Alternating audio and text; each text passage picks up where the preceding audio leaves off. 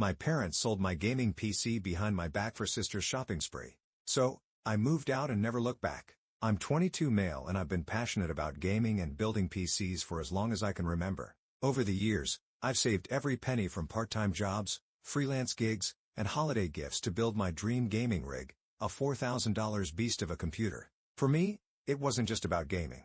It was about achieving something entirely my own, something I'd worked hard for without asking anyone for help. Growing up, I always felt like the afterthought in my family. My younger sister, who I'll call Maddie, was the golden child. She had expensive tastes and my parents catered to her every whim: designer clothes, private lessons, extravagant birthday parties. Meanwhile, I was expected to understand whenever money was tight, which usually translated to sacrificing something I wanted so Maddie could have her latest must-have item. Still, I never resented her. I just kept my head down and worked toward my goals. That all changed about 6 months ago.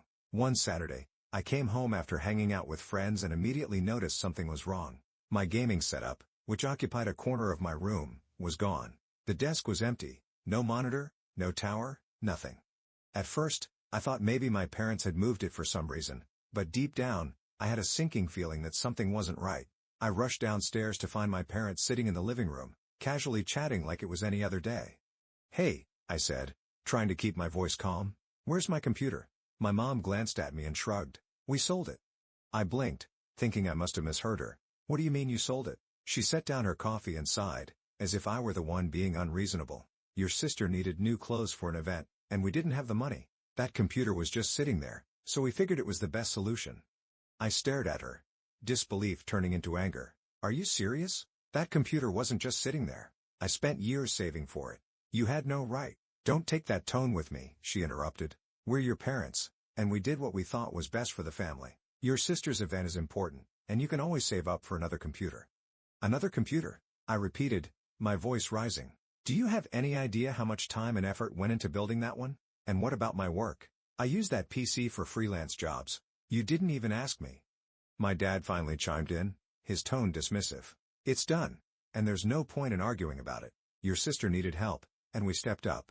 That's what family does." Family? The word felt like a slap in the face. Apparently, family only meant sacrificing for Maddie, while I was expected to fend for myself. I stormed back to my room, seething with anger. My gaming PC wasn't just a machine. It was a symbol of my independence and hard work. My parents had sold it without a second thought, all to fund Maddie's latest wardrobe splurge. The betrayal cut deep, but what hurt even more was how little they seemed to care. That night, I confronted Maddie. She was in her room, trying on one of her new designer dresses, grinning like she'd just won the lottery. "Do you even know what they did to get you those clothes?" I asked, leaning against the doorframe. She glanced at me in the mirror, her smile unfazed. "What are you talking about?" "They sold my computer," I said, my voice tight. "My $4,000 gaming PC. Gone. For this." I gestured at the clothes scattered across her bed. Her expression didn't change. "So, you can always get another one. It's just a computer." "Do you even hear yourself?" I snapped. "That wasn't just a computer. It was years of work, saving every penny I could, and you don't even care." She rolled her eyes. "It's not my fault Mom and Dad decided to sell it. If you're mad, take it up with them." Her nonchalance was infuriating. "You could have said no," I said. "You didn't need all this. But you just took it, like you always do." She turned to face me, arms crossed. "Maybe if you weren't so obsessed with your stupid games, you'd understand what's important. I have an image to maintain. You're just sitting in your room playing video games." I couldn't believe what I was hearing. "Unreal," I muttered, walking out before I said something I'd regret. The entitlement, the complete lack of accountability. It was like talking to a brick wall. The days that followed were tense. My parents acted like nothing had happened, while Maddie paraded around in her new clothes, oblivious to the damage she'd caused. I tried to focus on my freelance work using an old laptop, but it was slow and inefficient, a far cry from my custom-built PC. Every time I struggled to meet a deadline or fix a crash, my frustration grew. Finally, I decided enough was enough. If my parents weren't going to respect me or my efforts, then I needed to take matters into my own hands. I started by gathering evidence. I had receipts, bank statements, and photos of my PC setup. Proof that the computer was mine, and that I had paid for every component. I also reached out to the person who bought the PC, explaining the situation. They were sympathetic but firm. They weren't willing to return it without compensation. Still, they provided me with a copy of the transaction, which showed that my parents had sold it for $1,200, a fraction of its value. Armed with this information, I confronted my parents one final time. I waited until dinner, sitting at the table with my parents while Maddie scrolled through her phone nearby. My mom started with her usual small talk, but I cut straight to the point. "I want my money back," I said, setting the proof of the sale on the table. My dad glanced at the papers and frowned. "What's this?" "It's proof that you sold my gaming PC for $1,200, I said firmly. "I built that computer with my own money, and I want it back." My mom sighed dramatically. "We've already talked about this. Your sister needed help, and we had no choice." "There was a choice," I snapped. "You could have asked me, but instead, you sold something that didn't belong to you. That's theft." My dad's eyes narrowed. "Don't you dare accuse us of stealing. We're your parents. Everything in this house belongs to us." "That's where you're wrong," I replied, my voice steady. "Legally, that computer was mine.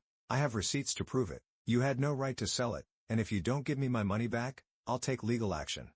My mom gasped, as if I'd just slapped her. "You wouldn't." "Try me," I said. "You've pushed me too far. I've spent years being the afterthought in this family, sacrificing while you showered Maddie with everything she wanted." This was the last straw.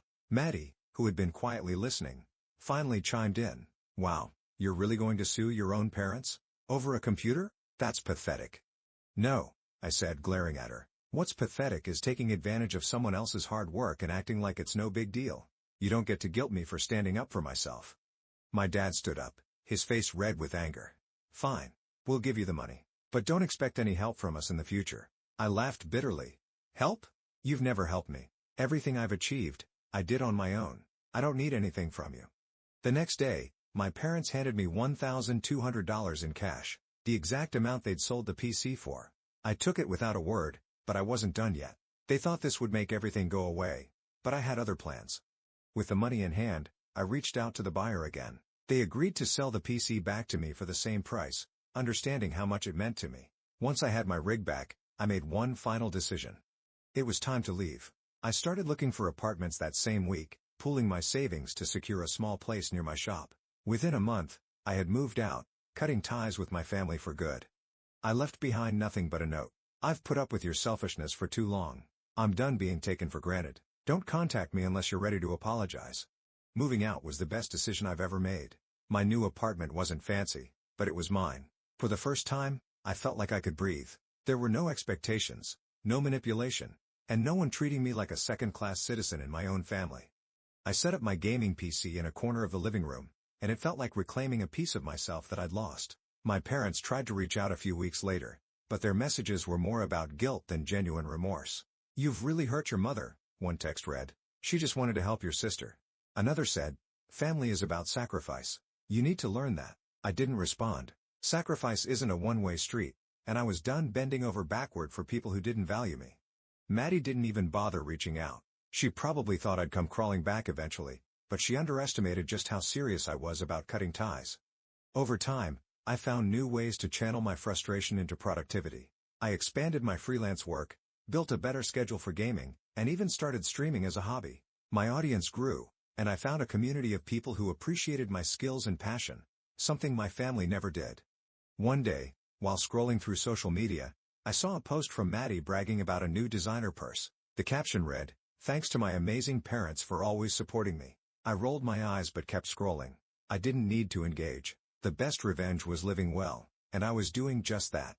The final bit of satisfaction came a few months later, when I ran into an old family friend. They asked how I was doing, and casually mentioned that my parents were struggling financially. "Apparently, they overextended themselves buying things for your sister," they said. "They've been asking for help from everyone." I shrugged. "That's unfortunate," I said, not feeling the least bit sorry. They had made their choices, and now they were dealing with the consequences. Looking back, I'm grateful for what happened. Losing my PC was a wake-up call. Not just about my family's entitlement, but about my own worth. It taught me that sometimes cutting ties is the healthiest thing you can do. You can't force people to respect you, but you can respect yourself enough to walk away.